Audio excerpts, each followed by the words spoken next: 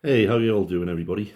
I hope you're all doing okay. My name's Mark, for those of you who don't know me, and I'd like to welcome you to the channel.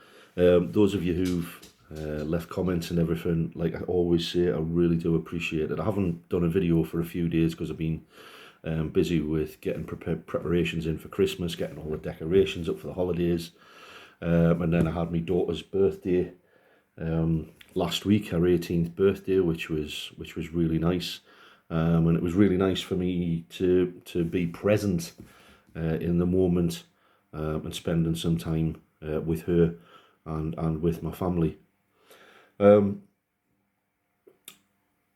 Christmas coming up, it can be a difficult time of year for a lot of people, but we shouldn't use Christmas as an excuse to have a massive blowout. So we shouldn't use Christmas as an excuse to wallow in a vat of self-pity about all the things we've lost, and going on a mad trip like that. And I say that because I've done that myself. I've done that myself. You know, when I'm sat there, I remember one Christmas in particular, sat there with I was living on my own in a room in a house, and I had a microwave, Christmas. Oh God, I can laugh about it now, but at the time it was horrendous. I had a microwave Christmas dinner for one, and as you can imagine, I felt absolutely, I felt terrible. I felt, where's my life going? Full of self pity, but no real determination to put the action in to transform and change my life. Instead, I would just sit there, think about poor me, look at what's happened to me, poor me, without thinking about all the damage and chaos that I'd caused, and worry that I'd caused my family, my partners, my relationships with work colleagues, things like that. I was more really concerned about just focusing on the things that I'd lost, while staring into the abyss of my Christmas my Christmas dinner microwave meal for one. Fortunately, it's not like that today, and I don't make light of it. I have a dark sense of humour. I can laugh about those things now, but believe you me, I'm deadly serious when I talk about this, because it very nearly killed me on a number of occasions. You know, had I access to a firearm like many people do in the States, I very much doubt I would be here now. I very much doubt I would be here now if I had access to that at that time, because it was that horrendous. So although I laugh about it and things like that, it's gallows humour. Gallows humour. I'm not laughing at anybody who's going through it or anything like that, and I really don't need to justify why I laugh. I have a bit of a the experience has left me with a bit of a twisted sense of humour, about how I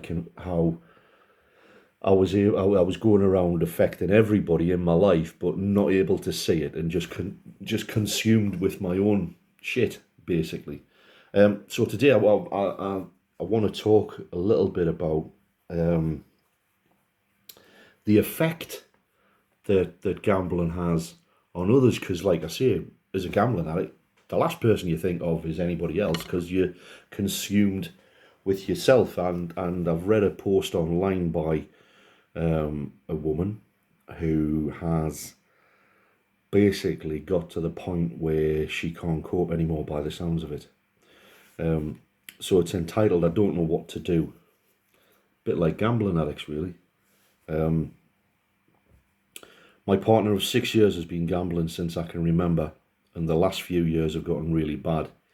He stopped for quite a while now and started again. He told me over it via text while I was at work. Yeah.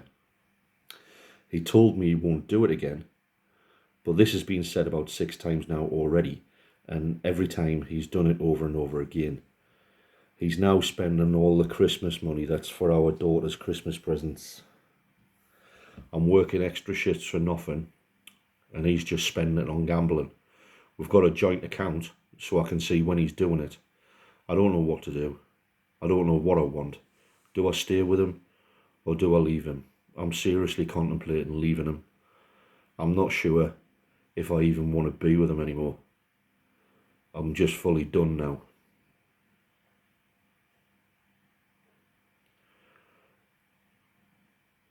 That's a pretty heavy post to read. And this is it. We blame everybody and everything for our gambling addiction, you know, rather than recognise it as an illness that I mean we're not responsible for, but we're responsible for the recovery. You know, and it's horrible to hear this. I mean, he's spending our daughters, he's spending all the money on for Christmas on gambling. She's working extra shifts to try and provide a nice Christmas for her daughter.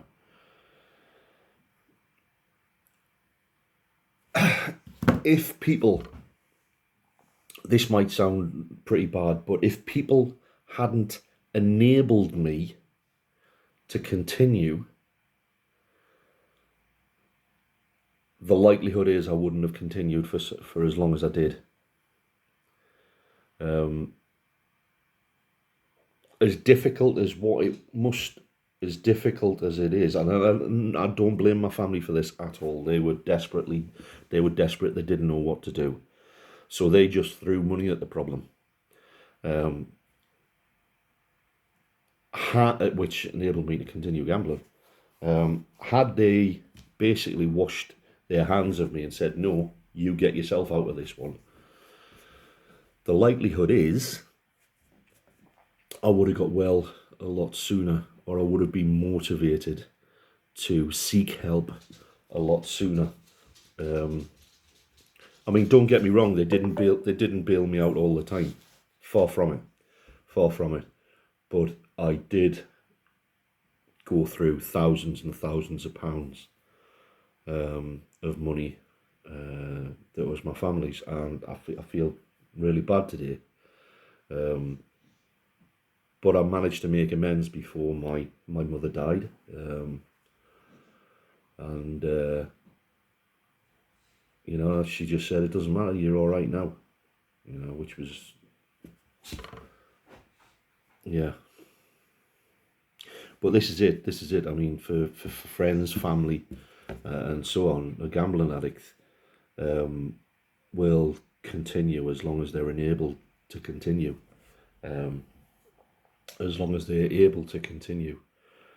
So my advice to anybody who is living with a gambling addict or anything like that is take them to absolutely restrict their access to money. And if they don't, then potentially you have to think of other ways and means of being able to cut down on everything that enables them to do it. It's tough. It's tough, but from my experience, had my family, and I'm not blaming, please don't get me wrong, I am not blaming my family for me continuing to gamble at all, because I was getting money from left, right and centre, doing all sorts of things. So they weren't the issue, they weren't the main contributors to me continuing to gambling, but it did help. So what I'm saying is that the best thing we can do for somebody is not to enable them to act out on that behaviour. So I'm not a counsellor, I'm not a therapist, I'm not a, you know, I'm just a guy on the internet talking over a microphone about my experience. It doesn't make me an expert, and I don't profess to be one. But I'm just sharing some ideas with you. What you do with those ideas is entirely up to yourselves. But that's the thing. It's I mean, reading something like that, it's difficult because he's said 6 times, "I'm never going to do it again," and he continues to do it. And the consequences of which is affecting his wife, his partner, sorry, and his children. And is it any wonder? Is it any wonder that partners leave their gambling addict significant other?